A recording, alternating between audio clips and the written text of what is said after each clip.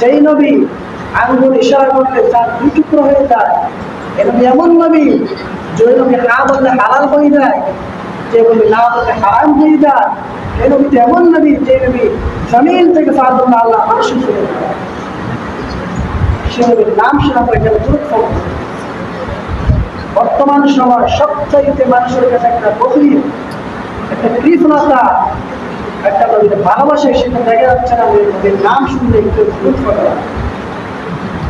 খ্রিস্টানরা যত বদ্ধ, কিন্তু নাসরা ইসলামের বিদ্বেষীরা আছে, তারা সবসময় মানুষের দিকে, মুসলমানদের দিকে নজর রাখে। তারা নবীর নাম শুনে কি দূরত পড়ে না পড়ে না।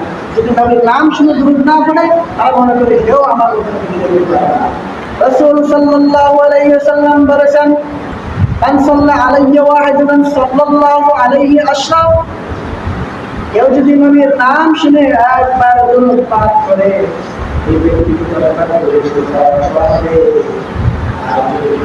নাম শুনে দরুদ পাঠ না করে শুরু না করে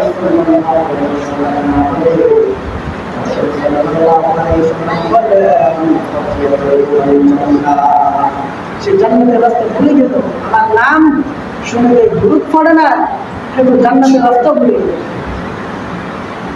শুধু তাই না, রাসূল সাল্লাল্লাহু আলাইহি সাল্লাম বলেন, যে কোনো কাজে কর্মে, যেই কোনো কর্মস্থলে, যেই কোনো কামে, যে কোনো বিষয়ে শুধু আল্লাহর নাম থাকলে হবে না, শুধু আল্লাহর নাম থাকলে হবে না।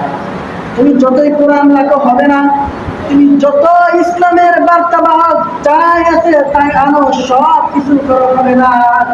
রাসূল বলেন, যে কাজের মধ্যে আল্লাহ উচ্চারণ করা হবে না, এই কাজ কখনো আল্লাহর কাছে কবুল হবে না। كل دعاء محجوب حتى يصلى على النبي صلى الله عليه وسلم। এই কাজে কর্মে, এই কোনো বিষয় যদি নাম উচ্চারণ করা না হয়, ওই কাজ আল্লাহর কাছে কবুল হয় না। আল্লাহ তো পৃথিবীর মুখে মানুষের যে কোনো কর্মস্থল কবুল করে আল্লাহর নাম দিয়ে নয়, ওই নবীর নাম ধরে সেখানে আল্লাহর নাম চলে আসবে। নবীকে তো মহাব্বত করতো। শুধু আমি আপনি নবীকে মহাব্বত করি, নবীর দোয়া করলে, নবীর নাম শুনলে, দুরূদ শরীফ পড়লে আল্লাহর কাছে দোয়া কবুল হবে, তাই না? পৃথিবীর মুখে যদি যত নবী গেছে, সব নবীরা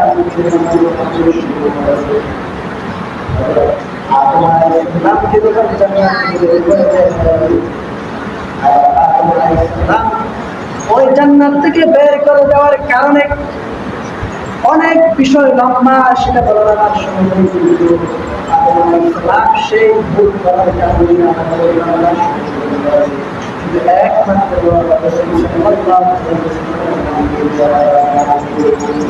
হাদিসে যেইটা ব্যাখ্যা শেষে আদম আলাইহিস সালাম জান্নাত থেকে বের করে দিয়েছে হাওয়া আলাইহিস সালামকে। তারা তখন আদম আলাইহিস সালাম আর হাওয়া আলাইহিস সালাম আল্লাহর কাছে দোয়া করেছিল, রব্বানা যালামনা আনফুসানা ওয়া ইন লাম তাগফির লানা ওয়া তারহামনা লানাকুনান্না মিনাল খাসিরিন। এটা পরে নবীর নাম সাক্ষ্য দিয়ে আল্লাহর কাছে দোয়া করেছিল, আল্লাহ তাআলা তাদের দোয়া কবুল করেছেন। শুধু তাই না, মুসা আলাইহিস সালাম, ঈসা আলাইহিস সালাম, ইব্রাহিম আলাইহিস সালাম, ঈসা আলাইহিস সালাম সাগরের মধ্যে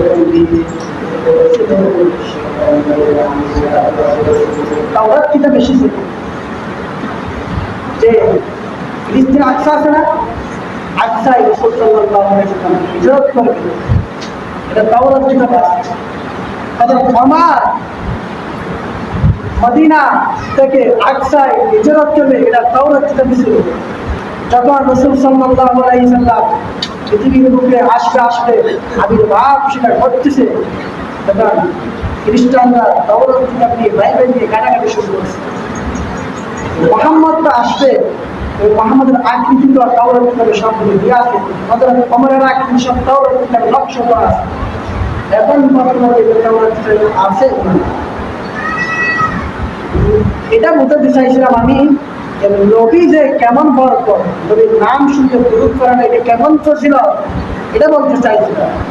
এই জন্য আমরা এই যখনই নবীর নাম শুনবো কোরআন আলেম ওলামা বিভিন্ন মাহফিলে বয়ান করে বা বিভিন্ন কাজের মধ্যে আমরা নবীর নাম শুনলে মাত্র আমরা কি করবো সাল্লাল্লাহু আলাইহি ওয়াসাল্লাম আমি একটা পয়েন্ট শিখিয়ে দিচ্ছি আজকে আমরা নামাজ কি প্রয়োগ করবো হ্যাঁ 5 ওয়াক্ত প্রয়োগ তো 5 ওয়াক্ত আমি যেটা আমল করি সেটা আপনাদেরকে আমি আজকে শিখিয়ে দেবো আমি আমল করি কি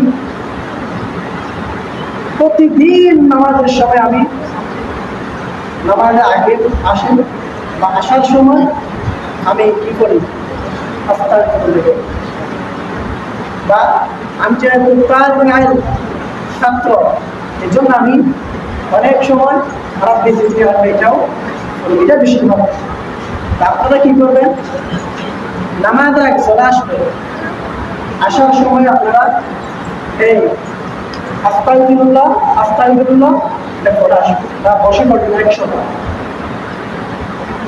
তারপর নামাজের পর 33 বার সুবহানাল্লাহ তাসবিহ পড়বেন 33 বার তাহমিদ পড়বেন আলহামদুলিল্লাহ 33 বার তাহলিল পড়বেন তাকবীর পড়বেন আল্লাহু আকবার আর একবার লা ইলাহা ইল্লাল্লাহ ওয়াহদাহু লা শারীকা লাহ লা ইলাহা ইল্লাল্লাহ মুহাম্মাদুর রাসূলুল্লাহ যেটাই পড়েন হাদিসে দুটোটা এসেছে 100 বার নিয়ে তাসবিহ পড়বেন জান কয়টা গেছে দুটো গেছে তৃতীয় নাম্বার যেটা বলবেন প্রতিটা নামাজের সময় যখন আপনারা চলে যাবেন যাওয়ার সময় 100 বার দুরূদ শরীফ পড়বেন কি পড়বেন সাল্লাল্লাহু আলাইহি ওয়াসাল্লাম সাল্লাল্লাহু আলাইহি ওয়াসাল্লাম সাল্লাল্লাহু আলাইহি ওয়াসাল্লাম প্রতিটা কাজে কর্মে যদি এটা উচ্চারণ করেন সবগুলো আল্লাহর কাছে কবুল হয়ে যাবে এটার এত ফজিলত বরকত এটা ছাড়া কোনো দোয়া আল্লাহ কবুল করে না আপনি যাওয়ার সময় 100 বার সাল্লাল্লাহু আলাইহি ওয়াসাল্লাম 100 বার বললে বলা যতটাই পড়বেন না কেন কিন্তু যাওয়ার সময় কি বলবে মসজিদ থেকে যখন বের হয়ে যান কথা না বলে সাল্লাল্লাহু আলাইহি ওয়াসাল্লাম সাল্লাল্লাহু আলাইহি ওয়াসাল্লাম কি নামাজের পর অনেকগুলো দোয়া আছে দোয়ার মধ্যে 1 নম্বর দোয়াটা নামাজ শেষ আপনি মাথায় হাত দিবেন হাত দিয়ে বলবেন আস্তাগফিরুল্লাহ আস্তাগফিরুল্লাহ আস্তাগফিরুল্লাহ তারপর বলবেন اللهم انت السلام ومنك السلام تبارك ربنا وتعالى يا جل جلاله والاكرام এটা পড়লে পড়ে রব্বানা যালামনা আনফুসানা এটা পড়লে পড়ে যাওয়ার সময় ওই যে 100 বার দুরূদ শরীফ পড়বেন